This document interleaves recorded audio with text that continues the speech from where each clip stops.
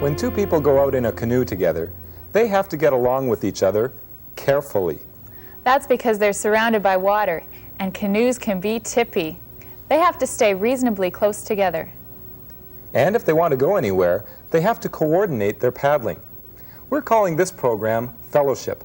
It's about people depending on each other and on God.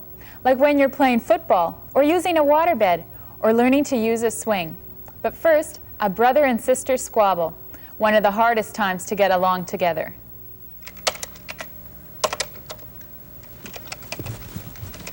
Mom said I could start decorating this room for the party. You and your computer are going to have to get out. Move the computer? I just set it all up. No computers invited to this party. Who'd want to come to your lousy parties anyways? The whole class is coming, that's who. It's going to be the event of the year. You mean the flop of the year, just like your last one. Start packing, and I'll have you know my last party is still talked about in glowing terms. Ha, terms maybe, but not glowing. Come on, you're in my way. Out! Why don't you go play basketball like you usually do? This is no game. I'm not moving until I master this program. Okay. Well, then just help me move this table so I can start hanging up some streamers, okay? Coach says I can't play on the team anymore until my marks improve in computer programming. A little bit more. But can he do without you? He says he'll replace me with Jerry. That twerp? Yeah, Coach says he can dribble. Oh, no. Breaking 100? 100 looks fine to me. Computers don't lie. Can you just stand up one more time and help me with this streamer, Cal? I've got to get this work done. That program doesn't look like it should take that long. Maybe not you, but it's going to take me days. Okay, I promise I won't bother you again. Just help me with a few more streamers, okay? No. I'm making some punch later. It tastes divine. I'll let you have some. No, just shut up. I've got lots of junk food. I'm not even hungry. Spoiled sport. Kelly, can you help me move this sofa? It'll only take a couple of seconds. Will you get off my back? If you can't prepare for your own parties, you shouldn't have them. Well, the same goes for you. If you can't even master a simple program, then you shouldn't play basketball. That's totally different. I'm the forward on the team. They need me. But I don't need computers to play basketball. In case you haven't heard, computers are a necessity for almost every job, Kelly. Tough, who needs parties? I do. I'm the president of my class. I need parties. Our president doesn't put on parties. And he's not a very popular president either, is he? Tell me, what's he ever done for your class? Nothing. And you? Do you want a list? If you look around school once in a while, you'd realize that you have a very influential sister. Who hangs out with the snobs. I do not. You do. Come on, Kelly. This sofa won't budge. Please. If you don't stop nagging me, I'm never going to get this work done. Well, I need help. The party's tomorrow. You need help. What about me? This program has to be done by tomorrow, too. If not, I'm off the team. Hey, what if I helped you do that program? Would you help me decorate? Would you? Sure. I'll go get something to drink. It'll only take a few minutes. It's a deal, sis. With a bit of give and take, they worked that out okay, eh, Phyllis? I guess that's what it takes.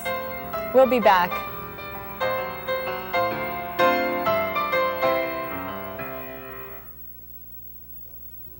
It can be hard for us to admit that we need other people. Unfortunately, this often happens when we could be learning from them. But that's not true of our professor. He'll listen to good advice from anyone.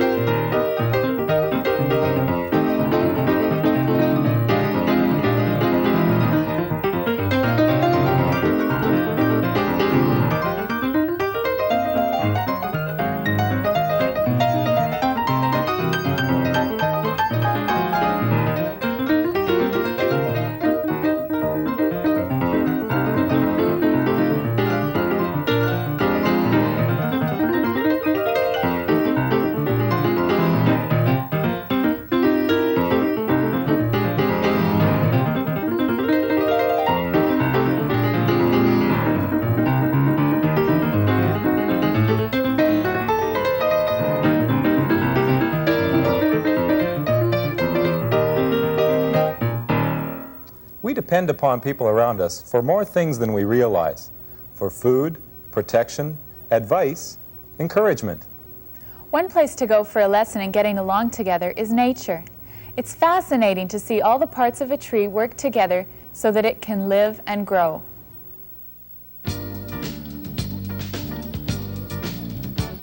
A tree may look like a simple, huge wooden plant, but on the inside it is really quite complex. It is made up of parts that depend on each other. If they don't cooperate, the tree dies. The roots go deep into the ground and keep the tree from falling over. They also have the important job of absorbing water and dissolved minerals. The minerals are what you would call the tree's food. Now this food and water has to get to the rest of the tree, way up to the very top. That's a remarkable accomplishment when you consider that most plants use 200 to 500 pounds of water for each pound of plant produced. A large apple tree with 100,000 leaves will use about 4 gallons an hour. It is guessed by scientists that in some countries, plants use as much water as all the water that flows down to the oceans and the rivers. The water rises in the tree. About 10% is used. The rest passes out through the leaves as vapor, leaving the dissolved minerals in the leaves for food. An amazing thing is the tree's ability to lift water. Ordinarily, a mechanical pump cannot suck up a column of water that's taller than about 33 feet. This is because the column of water breaks when its weight becomes greater than 1 atmosphere, or 14.7 pounds per square inch. Scientists say, however, that a tree can lift a continuous column of water weighing as much as 293 pounds per square inch. In some trees, this water continues to flow upwards at a speed of 330 feet per hour. A tree is specially made to do all this. The roots collect the water and minerals and push them upwards, but they can't do this job alone. The leaves must help. They exert a very powerful pull on the millions of tiny columns of water flowing upwards through the trunk. They can do this because the molecules of water are very strongly attracted to each other and tend to stick together. There is a special place in the tree where all of this happens, just under the heavy bark in the inner bark of the trunk, branches, and roots. If a tree is damaged so that the bark is destroyed in a complete ring around the tree, it will die. It will starve to death because the food supply route is cut off. The leaves of a tree are much more than hanging decorations. They are food factories. They make sugars and starches from the soil water that comes up and from the gas carbon dioxide which they take from the air. The food they provide is sent to all the growing parts of the tree, even down to the very tips of the roots. Everybody works together. If all the parts of the tree get along well together and do their part, they will contribute to making a healthy tree.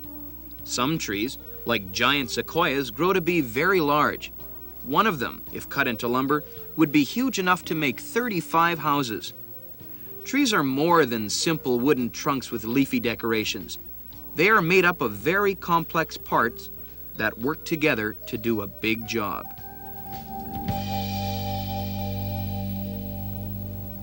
One of the reasons we avoid getting close to other people is because we're afraid of getting hurt. It's not easy to make ourselves vulnerable. We'll see more about getting along together after this.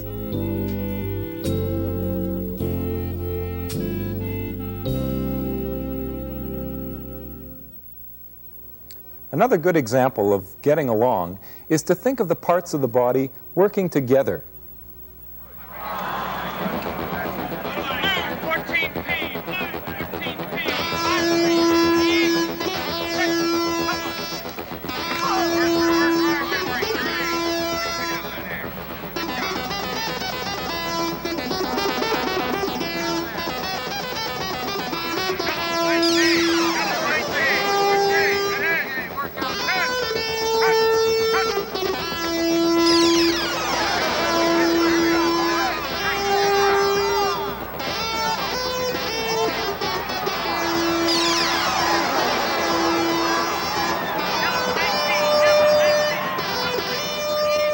The parts of the body, each one in its own place, separate from the others, until something comes up. And that's when all those parts need each other. So what happens if, let's say, the other parts of the body gang up and decide, hey, what good is an ear to us? We don't need it. Let's forget about it. Oops, no play. Or what if the left hand rebels and decides not to catch the ball?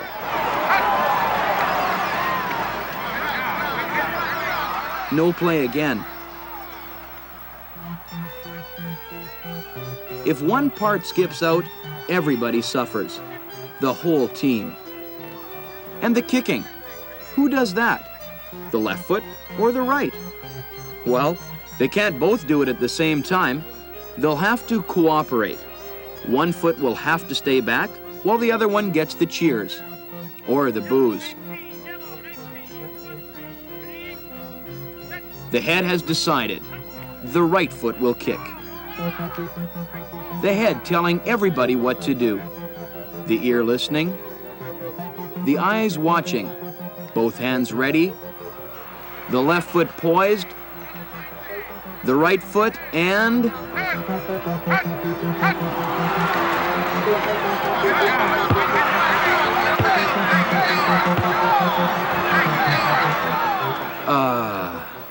all the parts of the body working together, helping to get the job done.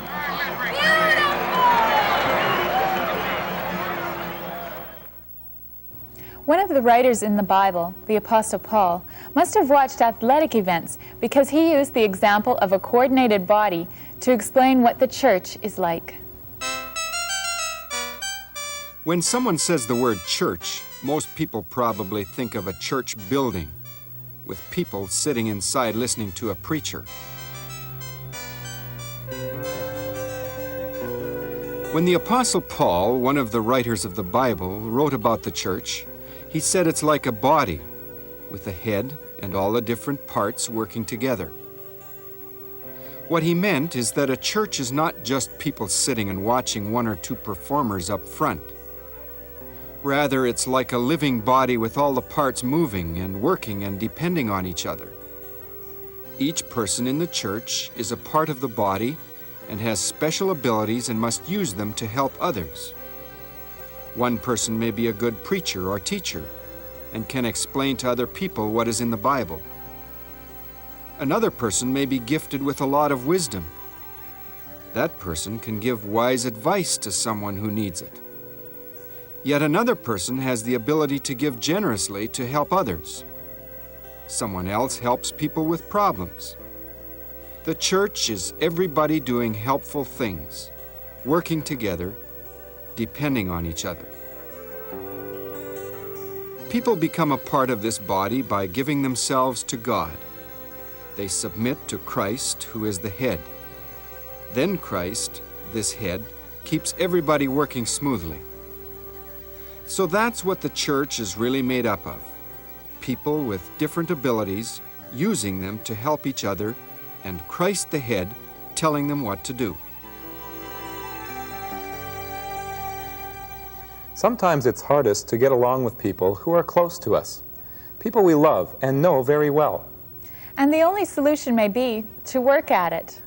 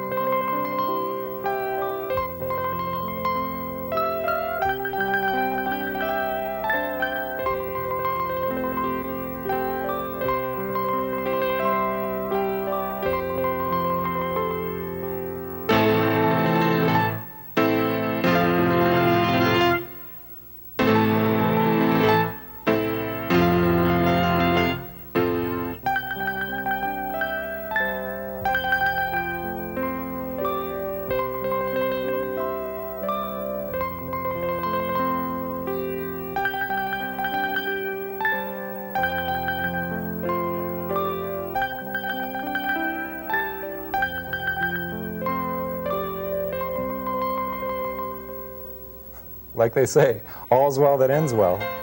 We'll be back.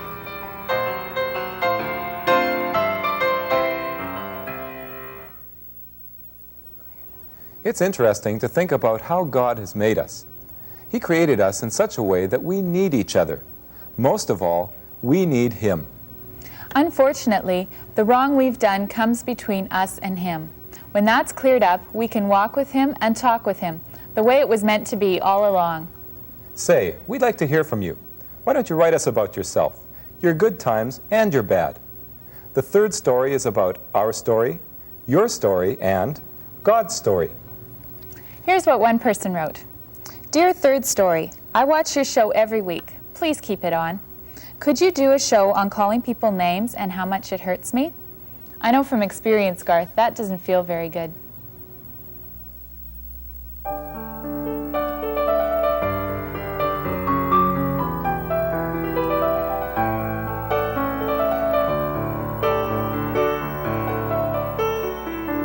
It looks like a beautiful day for me and a friend. Just walking along, me and a friend, sharing in the sunshine, watching the day roll by. I'm happy right here with my friend, sharing in the sunshine, watching the day roll by. I'm happy right here with my friend.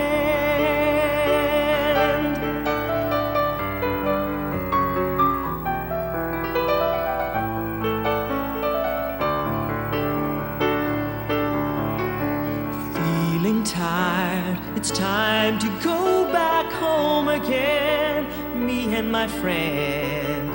Somehow it seems a longer road for me and my friend. And when I falter, I forget everyone else. I'm tired and careless, dragging my friend of mine. Look at this friend of mine. She needs to be clean, and it's hard to let go, 'cause you didn't know the price she'd have to pay to wash the dirt away. But that's what's needed for this friend of mine.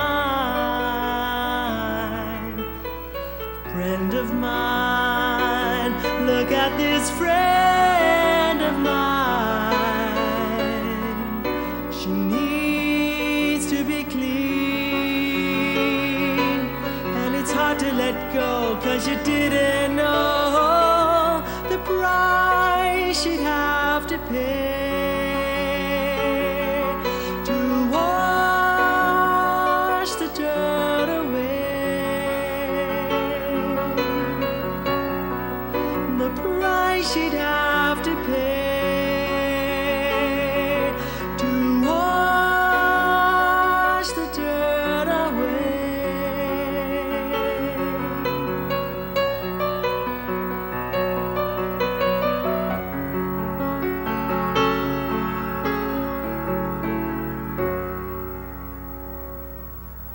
We've made a survival kit, the kind you could use for helping you get through each day. It has a colorful poster with helpful Bible verses on it, a book of the Bible, stories, a coupon for free Bible studies, and more.